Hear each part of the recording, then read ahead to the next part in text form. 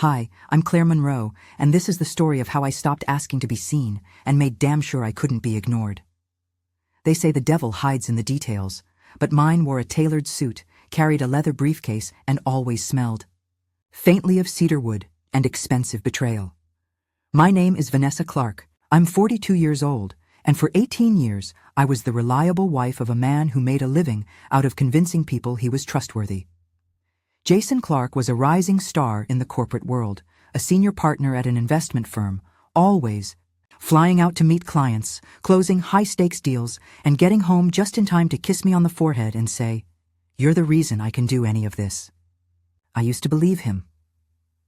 That Thursday night, I was making dinner, rosemary chicken, his favorite, when I noticed his phone vibrating on the kitchen island. Jason never left his phone unattended. It was practically surgically attached to him. But tonight, he was in the shower, and the screen lit up with a preview message. "Next time, no tie I like when you're relaxed. Same hotel?" I stared at the screen as the smell of burning chicken filled the kitchen. My hand moved before my brain did. I opened the message thread. There were weeks' worth of flirty exchanges, inside jokes, and hotel room numbers. No names, just initials. S. And Jason, oh, he was charming. Too charming. The same lines he used on me when we first met. He was recycling for someone new. I scrolled further, reading his promise to ditch the client meeting early next time so he could stay longer. Client meeting. That's what he told me tonight, too. My knees felt weak, and I gripped the edge of the counter as the walls of my home, our home, closed in on me like a bad dream. But it wasn't a dream. It was proof.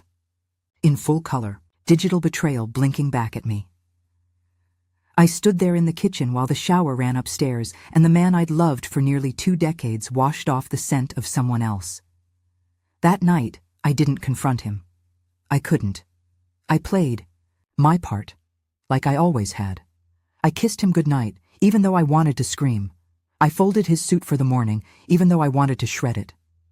I stared at the ceiling all night and promised myself, this ends now. The next morning, he left for another meeting. I stood at the door, waving with a smile I didn't feel. I watched his car pull away, and I turned dead cold inside. That was the last day Jason Clark left this house with a key that still worked. I never thought I'd be the woman whose husband lies about where he's going. I never imagined I'd be the one Googling how to change locks, how to separate finances, how to stop crying at work so people wouldn't ask questions. But I became her overnight. They say betrayal feels like heartbreak, but that's too poetic. It feels more like rot, like something growing beneath your ribs that you can't carve out fast enough. It eats away at your self-worth, your memories, your certainty. And suddenly, the man you built your life with is just a stranger with your last name. But here's the thing about betrayal. It cuts deep, yes, but it also wakes you up. Because once I saw those texts, I couldn't unsee them. Once I felt that rage burning under my skin, I couldn't pretend to be asleep anymore. And once I realized I'd spent nearly 2 decades building a life with someone who could lie that easily, I knew I wasn't going to walk away quietly. I wasn't going to beg. I wasn't going to scream. I wasn't going to cry in front of him. I was going to prepare. And by the time Jason came back from his client meeting, the locks would be changed, the secrets would be out, and he would finally meet the version of me that didn't need his approval or his lies. This is the story of how I caught my husband cheating and made sure he never expected the kind of justice I was planning next. Jason had always been good at the game. That's what betrayal is, isn't it? A game of misdirection. While I looked left, at grocery lists, birthday parties, mortgage payments, he was slipping right into someone else's bed, with a confident smile and a tailored alibi. For weeks, maybe months, I'd felt something was off. The way he started wearing cologne on weekends, how he suddenly needed to charge his phone in the car or take calls out on the patio. But I told myself not to nag, not to sound paranoid, not to become that wife. I wish I had listened to my gut sooner. Women always know. Deep down, we always know. The moment I read those texts, it was like a switch flipped in my brain. What Hurt most wasn't the flirty emojis or hotel receipts. It was how casual it all seemed, like I didn't exist. Like our life was some coat he could hang by the door and forget until morning. I couldn't eat for 2 days. Every bite felt like swallowing glass. I barely spoke. I moved through our home like a ghost, haunted by the memory of every lie he told under the mask of love. I started pulling the thread, and everything began to unravel. I checked our bank account first. Jason and I had joint access, but I rarely looked. He made more money, handled most of the bills. I was too busy keeping our world running, handling the PTA, laundry, dinners, doctor visits, groceries. He liked to say we were a team, but I was beginning to realize I was just the bench warmer while he played the whole game by himself. But now I saw everything with brutal clarity. Hundreds of dollars at restaurants he never mentioned. Sudden withdrawals, cash often. A charge at a hotel just 2 weeks ago, on a night he told me he was in Boston for a board dinner. But the hotel was local, 15 minutes from our house. I remember sitting on the couch in my robe, shaking, scrolling through receipts with trembling hands, realizing how long I'd been played. Then came the emails. I guessed his password. It wasn't hard. Our anniversary. How ironic. In his inbox, confirmations for luxury spa packages, gifts I never received, reservations made under his name but never shared with me. One email was particularly bold, a forwarded evite to a weekend. Trip in the Hamptons, RSVP. Me plus S. Me plus S. That was the moment I stopped feeling heartbroken and started feeling furious. Because here I was, losing sleep, crying in silence, trying to be the bigger person while he was planning getaways with someone who didn't know the man I did.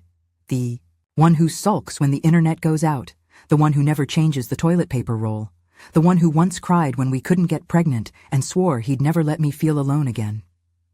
But I was alone. In every way that mattered. He came home that Friday with flowers. Lily's my favorite. Said he felt bad for working late all week. He kissed me on the forehead and smiled like nothing had changed. Like I hadn't spent the past 48 hours learning who he really was. I took the flowers, I thanked him, and I let him sleep beside me that night in the bed we picked out together while I stared at the ceiling, knowing this was the end of the life we built. But I wasn't just going to walk away. No. Jason didn't just lie to me. He'd dismantled the truth piece by piece. He gambled with my heart, my trust, and my future. And I was going to make sure he knew exactly what it felt like to lose something valuable. Something he thought he could always come back to. I wasn't there to plead for honesty. I was there to expose it, quietly, precisely. Because he'd underestimated the one thing that made me dangerous. I had nothing left to lose, and I finally saw him for who he really was. When someone cheats on you, it's not just the physical betrayal that hurts. It's everything that comes crashing down around it. The life you thought you had. The promises you built your days around. The trust you gave, freely, like a gift, now shredded into something you don't even recognize. I didn't just lose my husband. I lost the man I planned my future with. The man I believed would help raise our kids, had we been lucky enough to have them. The man who held my hand during surgeries, who once stood outside my mother's funeral with tears in his eyes and said, "We'll get through this together." He didn't just betray me. He erased everything we'd been through, like it was disposable. We didn't have children. That was our shared pain.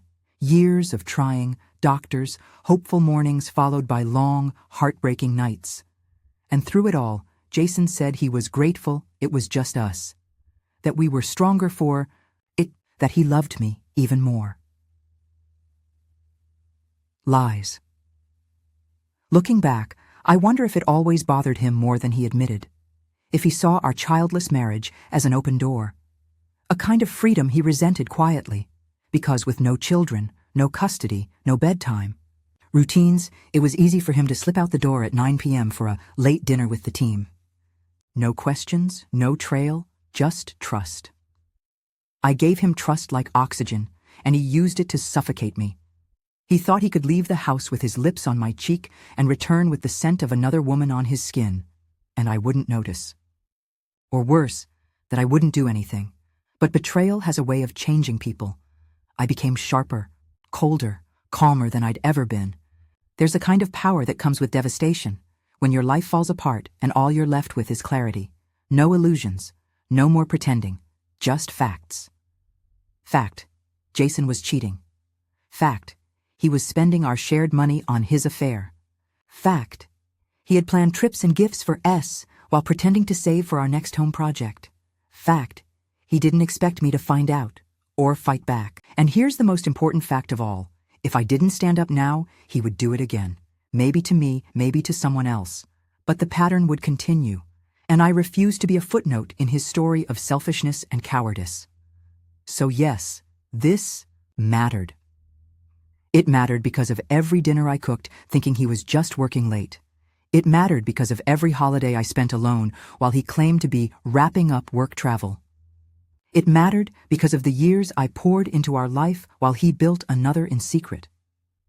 And it mattered because if I didn't reclaim my dignity now, I'd lose myself entirely. I'd seen women in my circle go quiet after betrayal. I'd seen them shrink, blame themselves, internalize the cheating as a reflection of their own worth. I wasn't going to be one of them. I wasn't going to ask, was I not enough? Because the truth is, I was more than enough. I was loyal, loving, devoted. I kept our life running. I celebrated his wins. I forgave his distance. I made excuses for him because I believed in who I thought he was. But now I saw him for who he really was. A man who didn't deserve me. Man who traded something sacred for something secret.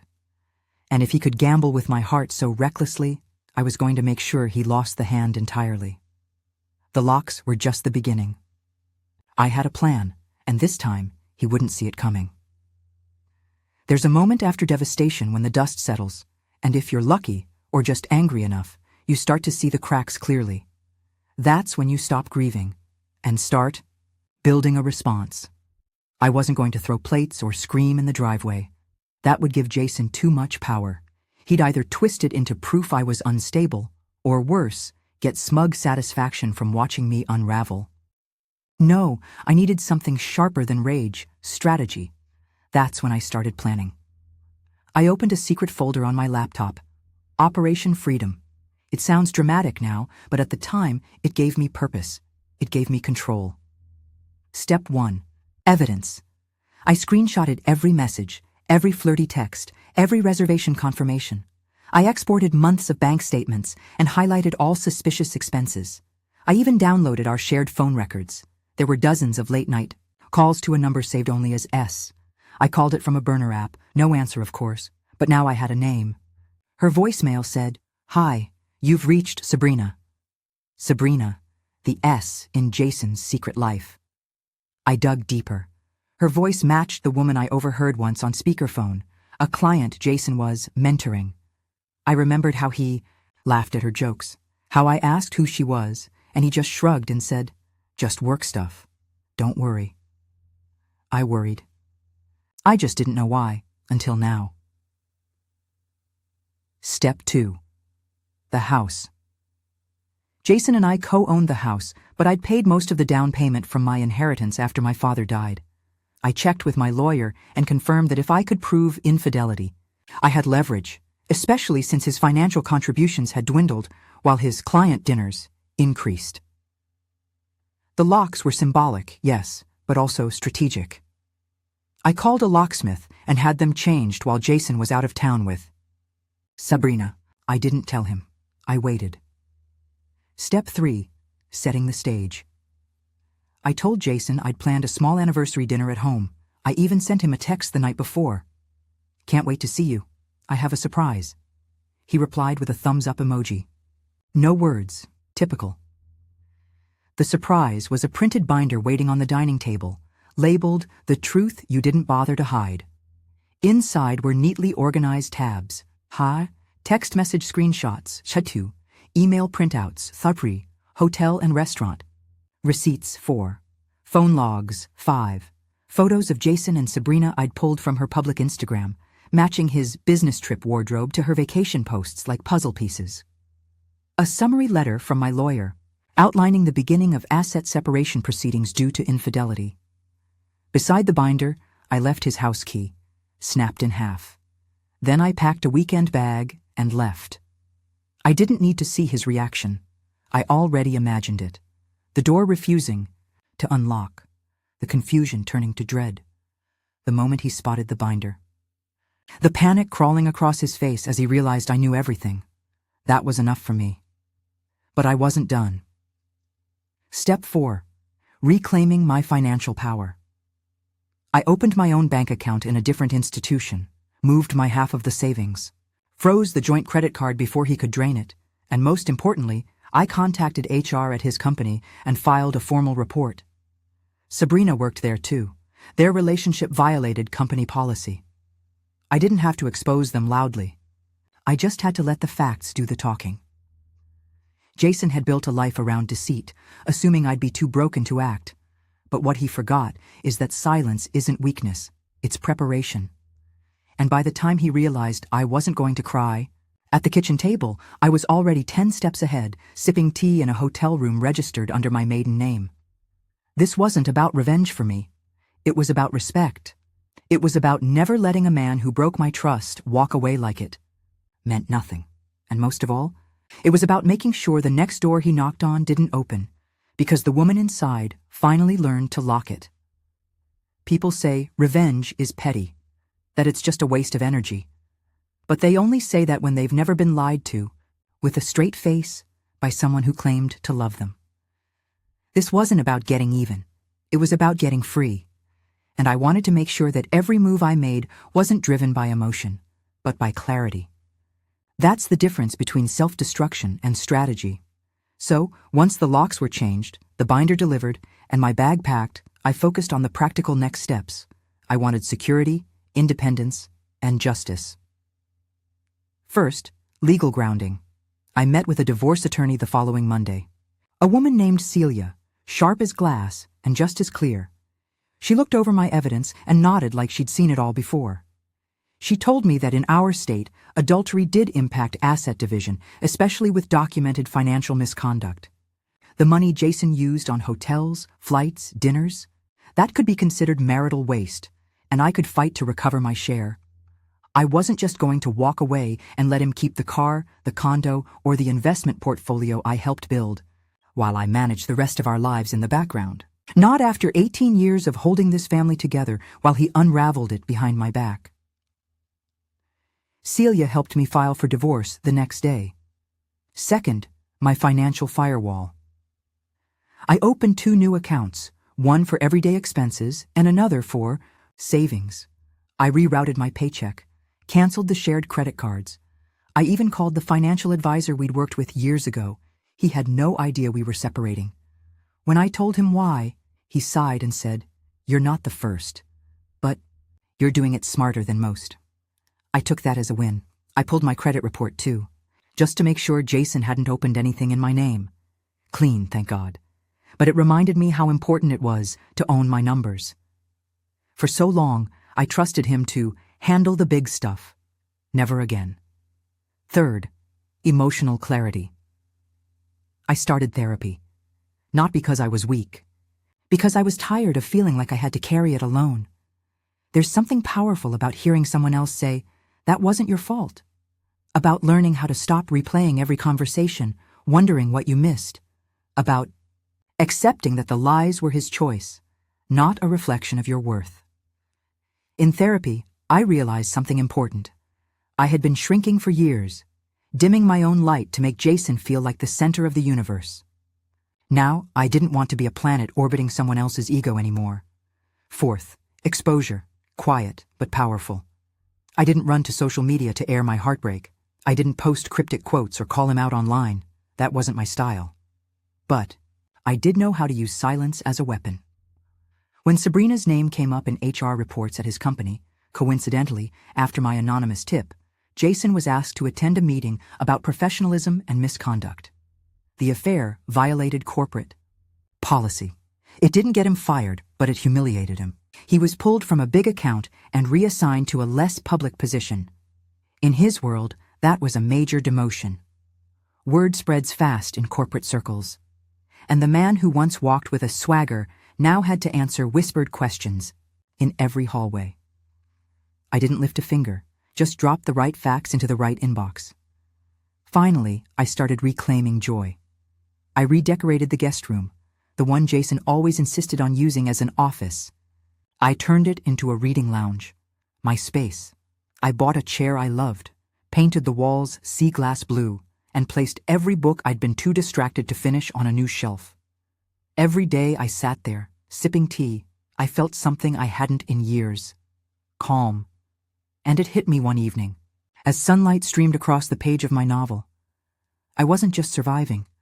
I was beginning to live, and I was doing it on my terms, without apologies, without explanations, and most importantly, without him. Jason came back on a Sunday. He had a duffel bag over his shoulder, sunglasses perched arrogantly on his head, and a smirk that said he thought this was just a lover's spat. That we'd fight, maybe cry, maybe fall into bed and work through it. He had no idea the locks had changed. I was upstairs when I heard the key rattle. Once, twice. Then the dull thud of his palm slapping the door. I took my time walking down. I wanted him to feel that pause, that weight, that shift. When I opened the door, I saw it instantly, the confusion folding into irritation. His eyes darted past me like he expected everything to be as he left it. Neat couch pillows, fresh coffee, wife smiling. Instead, he saw packed boxes near the stairs, a binder still open on the hall table, and a woman in a black t-shirt and jeans who didn't look the slightest bit heartbroken. "What the hell is going on?" he asked. I tilted my head. "You? Tell me, you've been gone all weekend. Business meeting, right?" His throat moved, that telltale swallow of a man caught mid-lie. He tried to step forward, but I didn't move. "The locks were changed," I said evenly, "on Friday, after you left for your meeting." "You can't just lock me out of my own house." "I can," I said, "and I did. My lawyer can confirm it." That's when he noticed the envelope. The divorce papers sat on the console table, right next to the key I'd broken in half. "You went to a lawyer?" he whispered, stunned, as if this wasn't the obvious consequence of everything he'd done. "No," I said. "I went to the lawyer, one who specializes in cases where husbands siphon off marital funds to pay for their affair with a co-worker, named Sabrina." His face flushed. "You don't understand?" "I understand perfectly."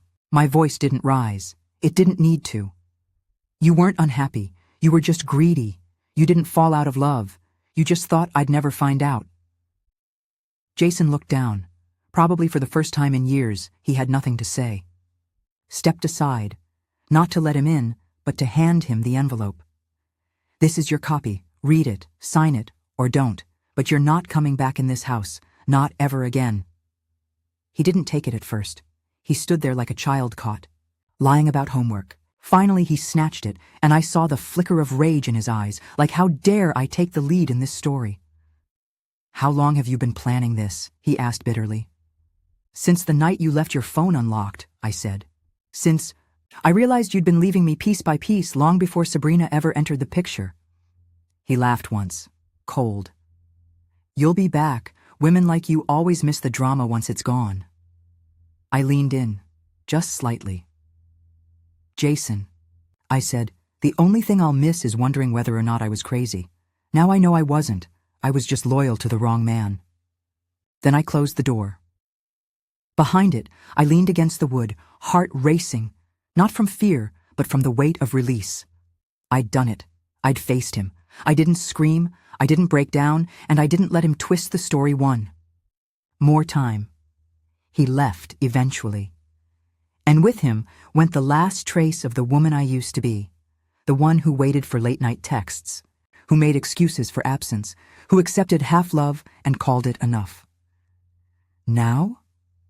I sleep on my side of the bed, spread out, arms wide, peaceful. I drink my coffee with music playing and no clock ticking down to the next lie. I breathe deeper, I laugh louder. And I'm not afraid to be alone, because I was alone before, just didn't know it. Jason thought changing partners would upgrade his life. But I changed the locks and upgraded mine. So no, this wasn't just karma. This was justice, with a clean slate and a brand new set of keys.